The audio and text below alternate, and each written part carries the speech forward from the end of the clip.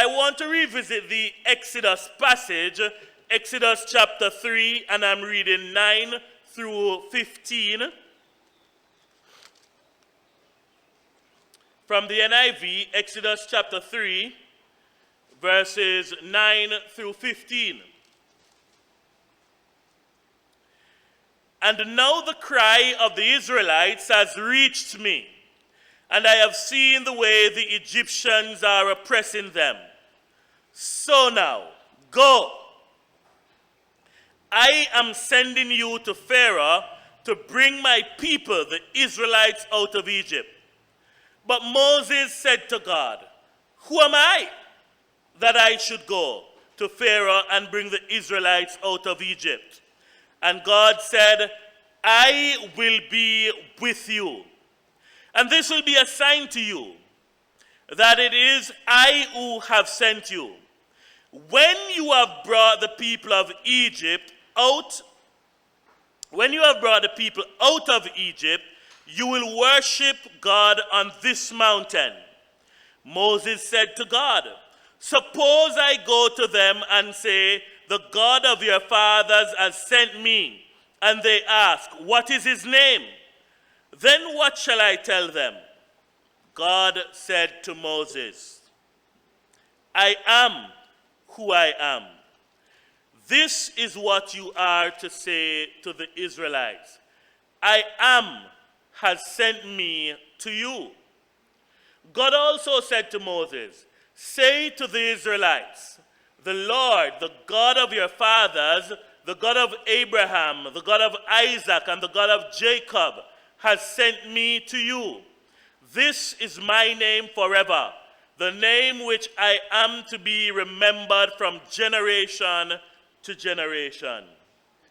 Read a few verses of chapter 4. Moses answered, what if they do not believe me or listen to me and say the Lord did not appear to you? Then the Lord said to him, what is that in your hand? A staff, he replied. The Lord said, throw it to the ground. Moses threw it to the ground, and it became a snake, and he ran from it. Then the Lord said to him, reach out your hand and take it by the tail. So Moses reached out and took hold of the snake, and it turned back into a staff in his hand. This, said the Lord, is so they may believe that the Lord, the God of their fathers, the God of Abraham, the God of Isaac, the God of Jacob, has appeared to you. I'm going to end the reading there, but there are two other excuses that Moses would have given that we will reiterate a little more from this. As we look forward to the selection of leaders for the Franklintown Church of God, and as the Church of God in Jamaica looks forward to the selection of leaders at the General Assembly, the question we must ask ourselves is, what is my excuse for not getting involved in the ministry of the church? Many times we make excuses to avoid responsibility for our actions. We make excuses for things we have done wrong. We make excuses for failures that we have had. We even make excuses when there is no need to make an excuse. But here we find God calling Moses and instructing him that I am sending you to lead my people out of the bondage that they are in. You see, God did not say to Moses that maybe the people of Israel will be led out of Egypt. He said, I am sending you to lead them out of Egypt, and when they are led out of Egypt, this is a mountain that you are going to worship me on. I want you to understand that God has already ordained those of us who should work in his vineyard. The problem is that many of us are giving excuses for not working for God. And giving an excuse rather, is being disobedient to what God has called us to do. So let's look at Moses. Moses gave God some excuses as he was called to lead the people. The first thing Moses says is that, God, I am not qualified. Who am I that I must go to Pharaoh and tell Pharaoh to let the people go? This is one that many of us will recognize. This is one that many of us are quite guilty of doing. Moses may have felt overwhelmed because it is 40 years now since he ran away from Egypt, and he is now at the backside of the desert with his father-in-law. He has become a shepherd and been told now that you are going to go back to Egypt, but you're not going back to Egypt as an ordinary person. You are going back to Egypt as a liberator of the people. Moses might have felt a little overwhelmed. He might have felt overwhelmed because of his past failure, jumping the gun and killing the Egyptian. He might have felt overwhelmed because he was now aging. Moses would have been 40 years older than when he ran from Egypt. He may have been overwhelmed by the magnitude of the task. Let me tell you something. People are easy for leading. You know that? My father was a bus driver and a truck driver. And I remember him saying to me as a young man, you know, when I asked him why he stopped driving buses, he used to drive the number 40 bus from downtown to Pembroke Hall. Right? Yeah, man, 40. You all don't, you see, you have to old enough to remember number 40. Right? You have to be old enough to remember 250,000 and Encava and Tata. Right? Some of these youngsters don't have a clue. They only know about JUTC. Right? So my father used to drive an Encava on the number 40 route. But after a while, he stopped doing that and he started driving a delivery truck. And the delivery truck would cause him to be driving mostly at night from Kingston to Montego Bay and making stops in Ochi and so on. And on a weekend, I would sometimes drive with him. You know? Well, sleep while he drove. And I remember asking him, why you choose to drive a truck at night with, you know, the roads so long and lonely? So I can tell you something, Mr. Claude. People hard to deal with. You see, when the man them load the truck, I don't have no problem with what down there until I reach my bay.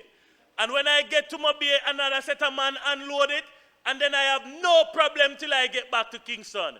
When I drive the bus, every bounce you make and every corner you make, there is somebody complaining about something, somebody fighting over something, and so people are difficult to deal with. The goods in the back of this truck not give no trouble.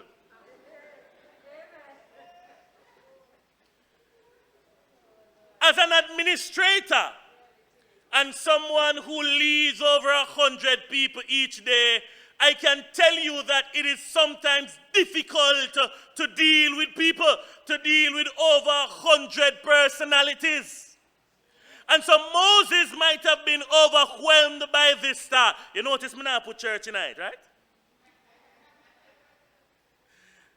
I'm not talking about leading church people, you know. We'll leave that. So Moses may have been a little overwhelmed. Maybe he was rejected by the Hebrews in the past. You remember after he killed the Egyptian and he saw the Hebrew doing something and he went to correct him and the Hebrew said, where you want to come to kill me like you killed the Egyptian? And so maybe Moses had all of these things. Time had passed and people had changed. And so Moses said, God, I am unqualified. Why should I be doing this thing? And he gave that excuse. I can't imagine any of the servants of God feeling as though they were qualified for the task. I don't recall the Apostle Paul feeling as though he was up to the task. I don't recall Peter feeling he was up to the task, or any of the servants of God. If it is that qualification was what would make a person serve God in the Bible, most of our prophets would never prophesy, because they have no qualification. All of the apostles, except maybe Brother Luke, may have been disqualified because most of them were unqualified. But I want us to understand that when God calls us, he calls us because he knows that he has ordained us for a job and he has equipped us for this job. And so our earthly qualification does not matter. It is what God has called us to do that matters. I want us to understand that God said something to Moses. He said to him, you are more than qualified because I am going to be with you.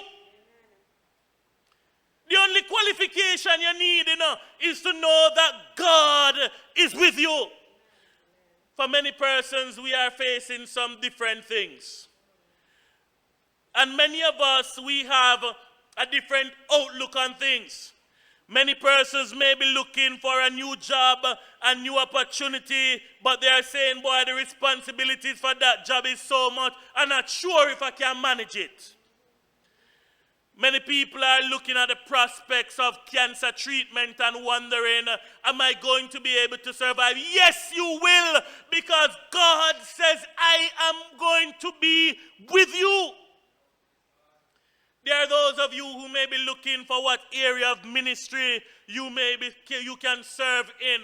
I want you to know whatever that God is leading you to do, understand that he's leading you in that direction because he promised to be with us.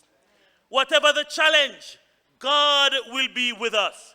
But there's one thing that I want us to caution you about, Ensure that whatever it is you're going into, it is the will of Almighty God for your life.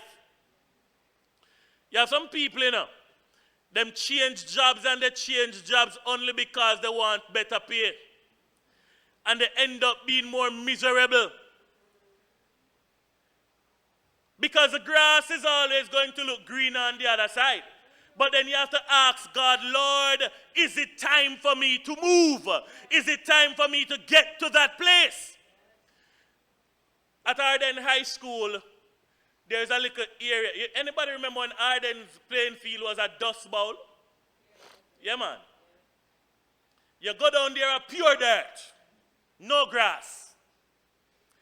But on the playing field, right to the corner in front of what they call the Roy J. Banks Black Kadira.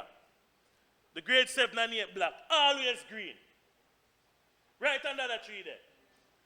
And I always wonder to myself, how the rest of the field so dry and dusty, but right in front of Roy J. Banks Trudy. Always green.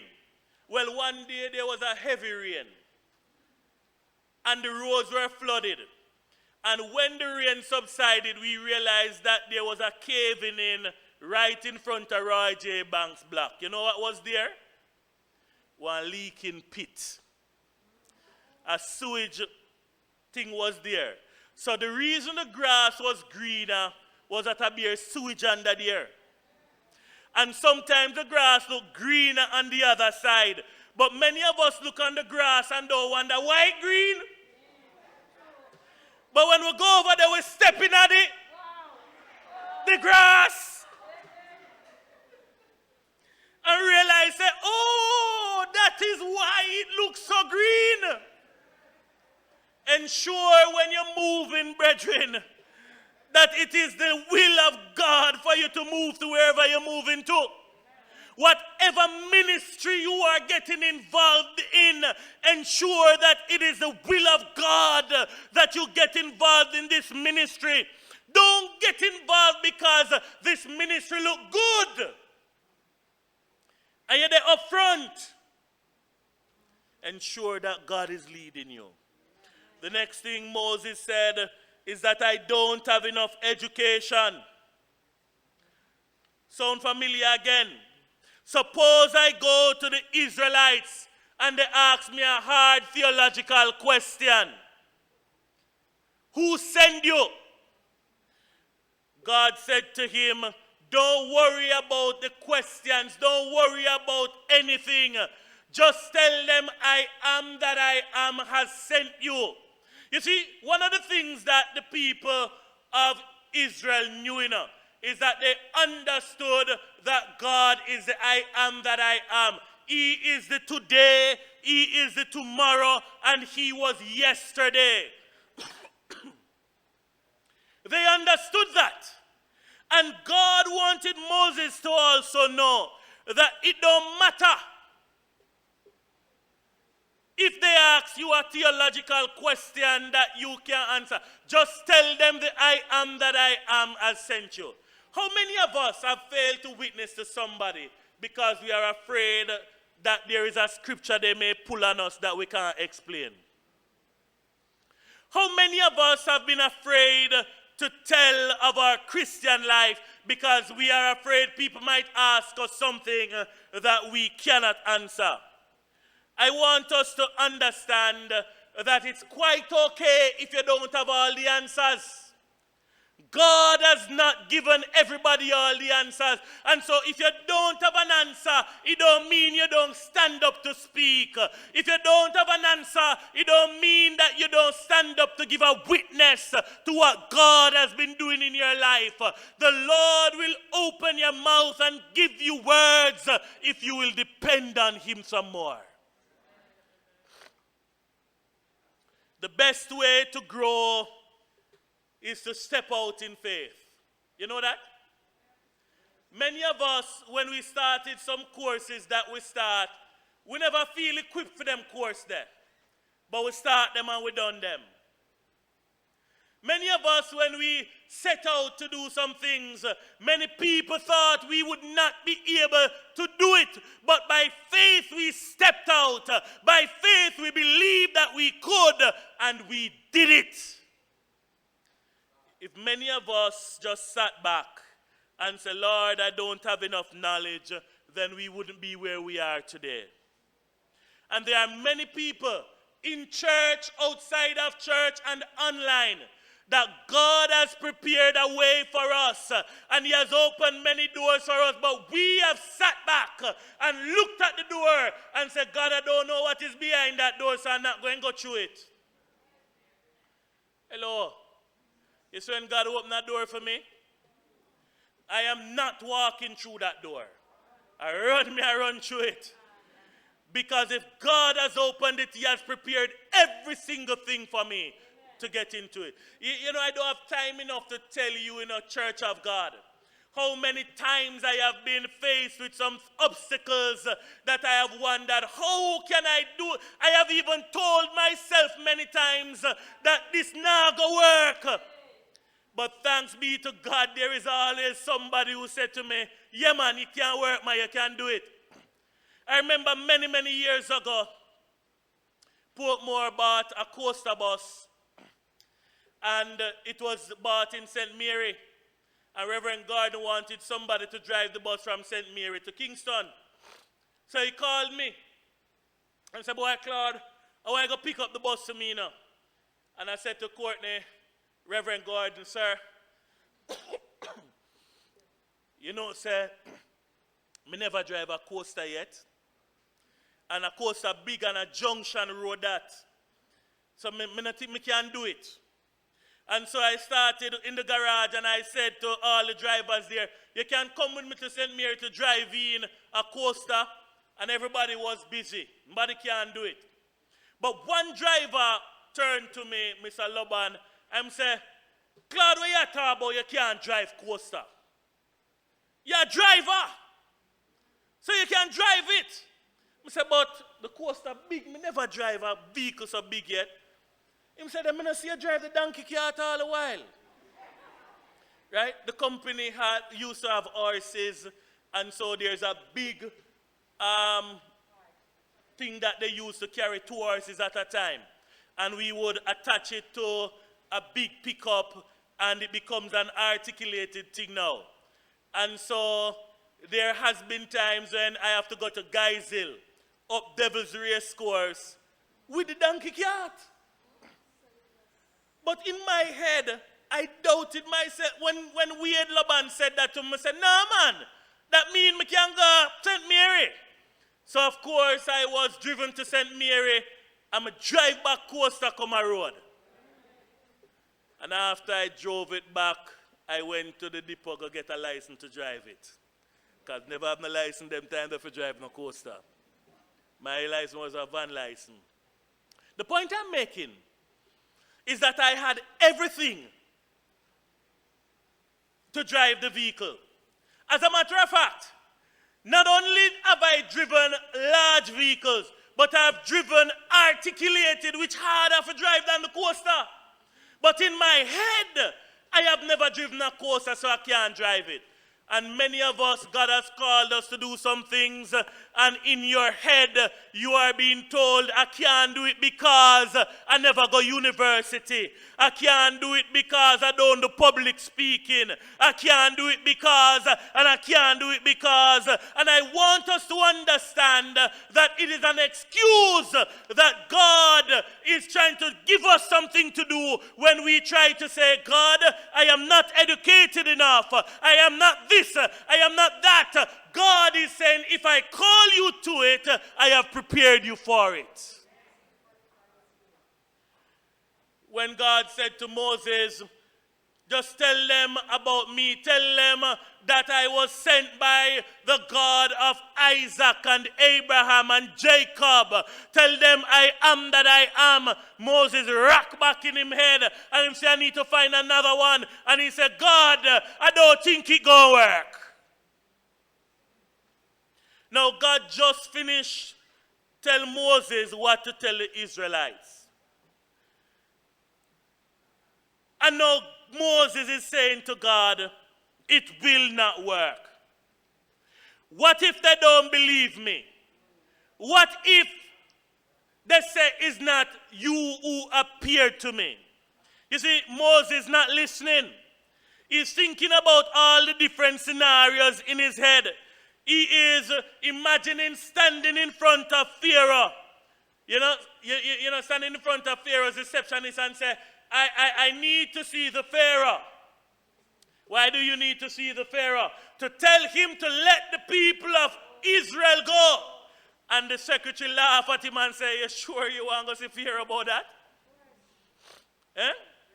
Sometimes, these people can intimidate us and we think we don't, But hear me and hear me well. God had already said to him, I will be with you. The problem Moses was having is that he was trusting his own intellect rather than trusting God's promise.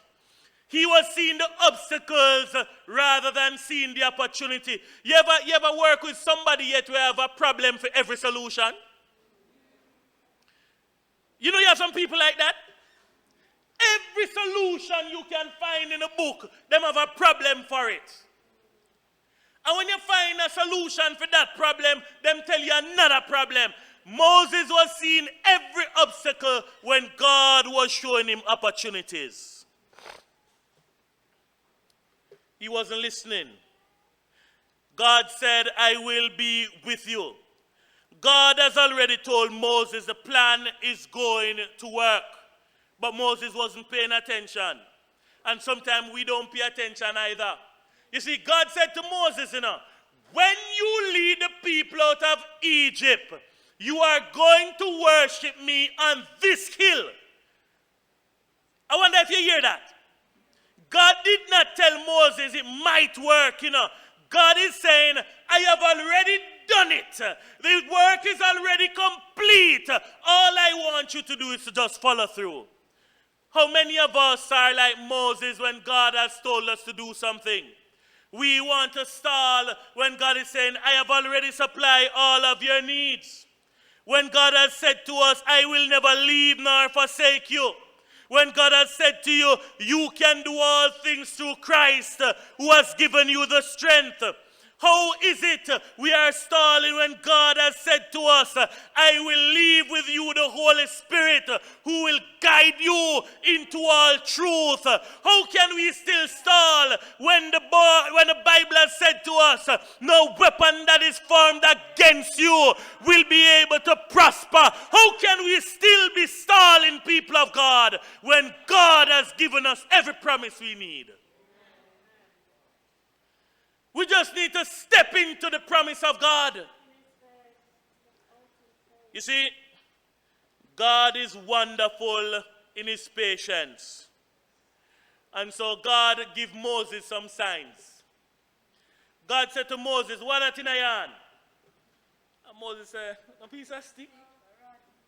My rod. And God said to Moses, throw it on the ground. You see, some of these new songs, some of the Bible thing, you know the song? Take off a thing, throw it on the ground, step up on it, because you know your own. You see? I follow them, man. God did tell Moses, throw it on the ground. Right?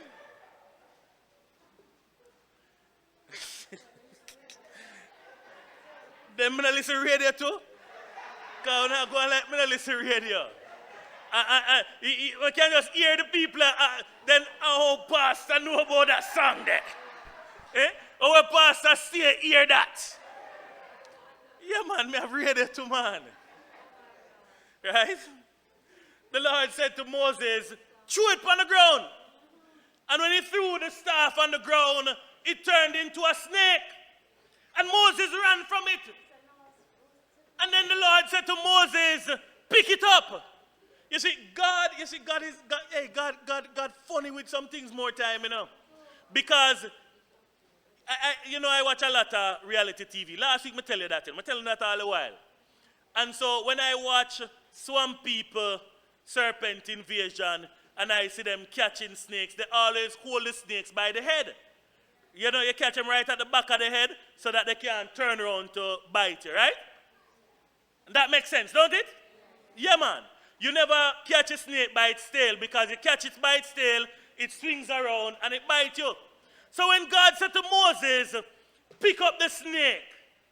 Remember, Moses was in the wilderness for 40 years, so Moses knew you don't pick up snake by tail.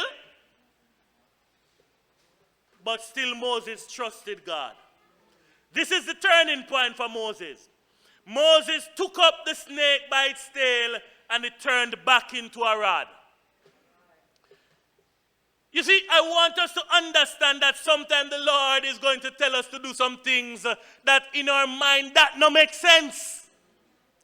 It goes against everything that is logical. But when the God of war says, do this, do it, man. Because God knows why you must do it.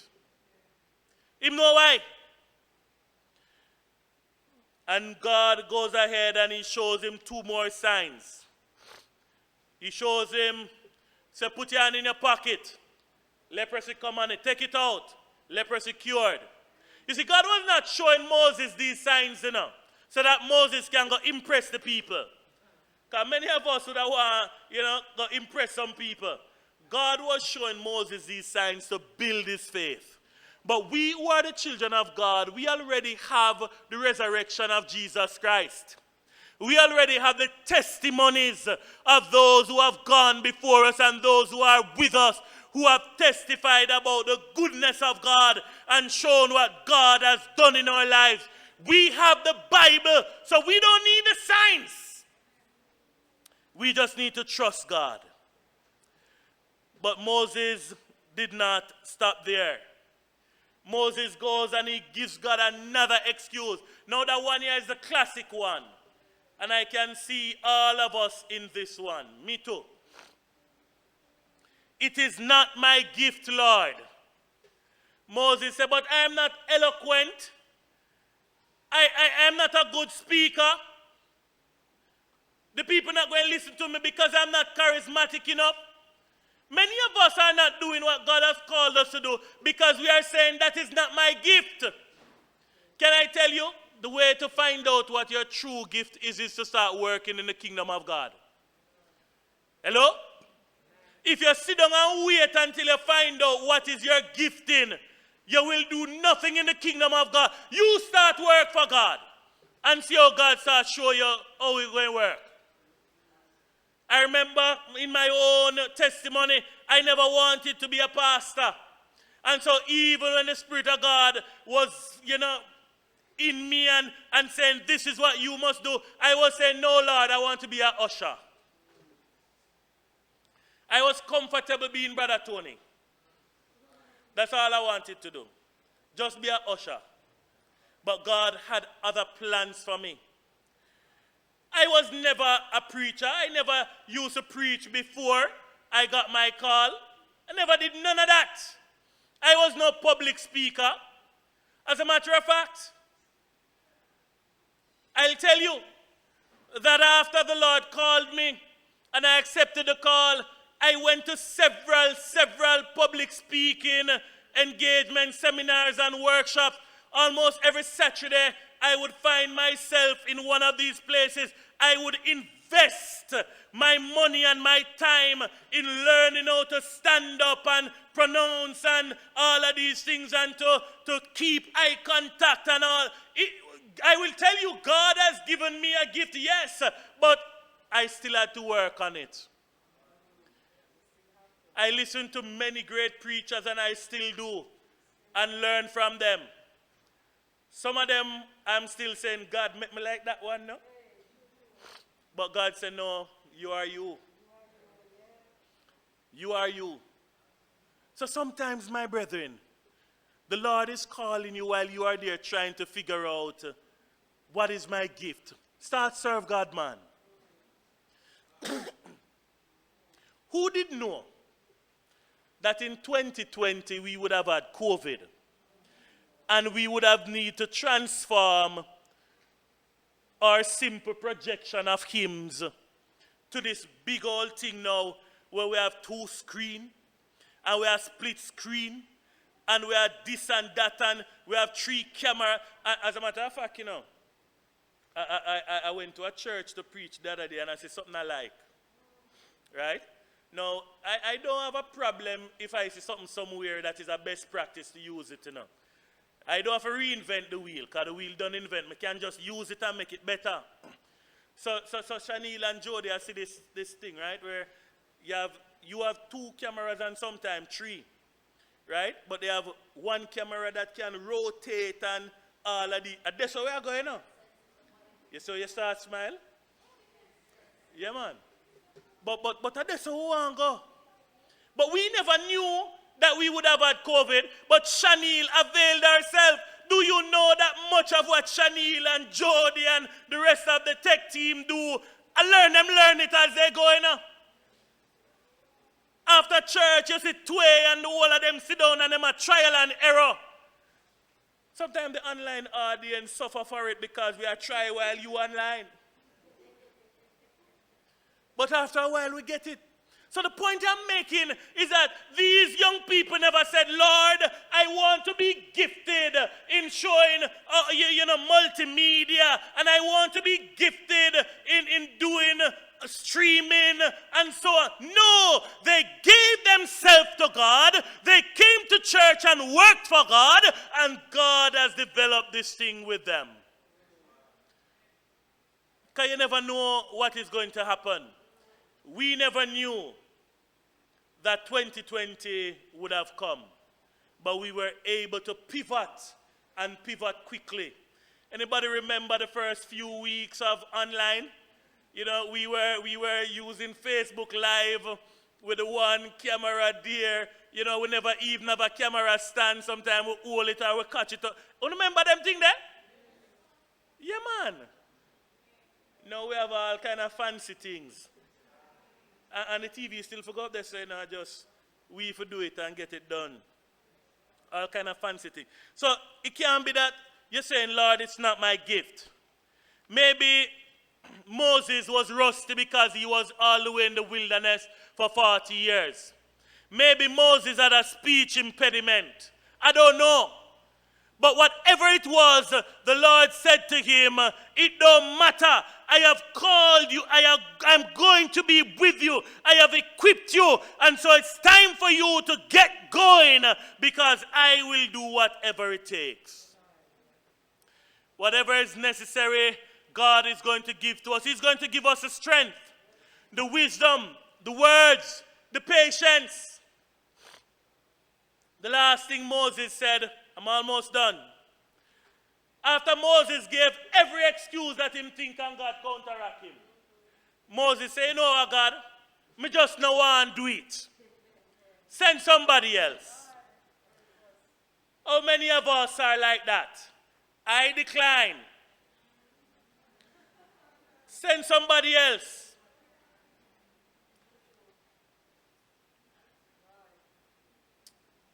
Franklin Town Church of God, whether you're online or you are in here, next week, make sure that you have already started. But if you're not started yet, start now.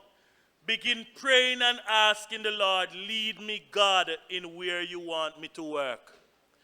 And nobody think about your past. Nobody think about your mistakes, because Moses had a past too. Moses made some errors too, but God was now calling him to something even greater. I don't want to do it, Lord. Send somebody else. The Bible says the Lord's anger burned against Moses. God get vexed, you know. And God said, you know what? I'm going to send Aaron with you. As a matter of fact, Aaron already on him way. Can I tell somebody that the Lord is going to equip you and give you the strength? And when he knows that you need help, he's going to send help? As a young preacher and pastor, I remember having to preach 3 and sometimes 4 times in a day. I had to preach 4 times sometimes in one day. And this is when I was living in Spanish Town and my churches were in Portland. I'm not talking about near Portland. I'm talking up in a mountaintop. And I used to have to travel that distance on a Sunday. And I preach at one church first after 9. And then I go to preach up the hill. And then I stay up the hill for an early service. And then I come down to preach again. And sometimes I would come off the hill because I'm not preaching up there, but I would preach down Tranquility. And then on my way to Kingston, I stop at Junipen because there's a crusade and I'm going to close out the crusade. And so they'll wait on the preacher there.